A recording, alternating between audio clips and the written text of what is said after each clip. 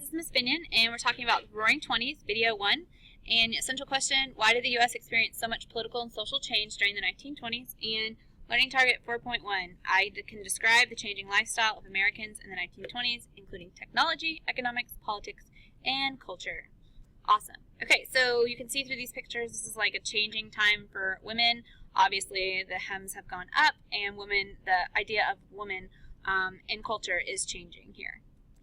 Okay, so America at the start of the decade, just to recap, we were victorious in World War I, the Treaty of Versailles was defeated, and we've entered this period that we know as isolationism. And isolationism is basically when America enters this time period where we're going to stay out of the affairs of other countries, and that America will be safer and more prosperous if we stay out of the affairs of other countries.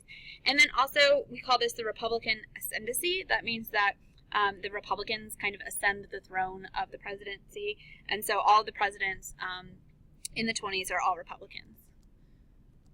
Awesome. Okay, so starting with Warren G. Harding. And Warren G. Harding was a Republican-nominated Ohio senator, and he's from Ohio. So Ohio is one of those swing states, and so sometimes you'll see presidential candidates come from Ohio because people know that they will be voted for. He ran on the platform Return to Normalcy, and he also appointed some new people to his cabinet. These three people right here are really important, and they were very beneficial to the 20s.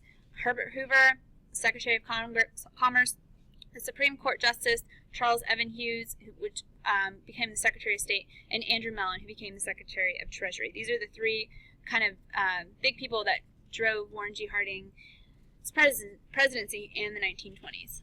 He also, unfortunately, appointed his friends. So if you think about this, like he appointed people to be president that were not qualified. His old poker buddies, and this creates a lot of White House scandals. And many people say because of this, he's the worst president of all time. He's rated last. Some people say James Buchanan's last, but a lot of people say Warren G. Harding is last. Okay, so in the scandals that went on in his administration, and this is him right here with his buddy Harry Daugherty, who had lots of scandals.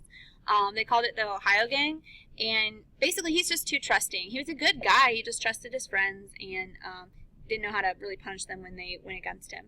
So several of his advisors were involved in corruption and taking bribes and just not good things. So one of those scandals is called the Teapot Dome scandal, which is one of your vocab words. You need to make sure you have it written down. And basically there's a naval oil reserve in Wyoming, and the Interior Secretary at this time, his name was Albert Fall. He sells reserves to private companies, and he pockets the money. He takes bribes from these companies so that they can have this land, and he was found out. We're not really sure whether Harding knew anything about this or not, but the problem is that Harding died before he could actually defend himself, so this is going to hurt his reputation. And as you can see, this is a steamroller, and the oil scandal is going to run over. The oil scandal is going to ruin his presidency. Okay, so Harding dies with a heart attack, and then Coolidge takes office. And so, like I said, he died before the scandals broke, and his reputation was destroyed. Coolidge was notified. He was the vice president, and he became president. And so this is Calvin Coolidge. He's very pro-business, and so he also supports what we call trickle-down economics, which is also called supply-side economics. And basically, that means that Americans are going to earn more money, and the government would actually collect. Americans earn more money if they lower the taxes. That means the taxes are lowered, the more money people will spend, and then the country will be more prosperous.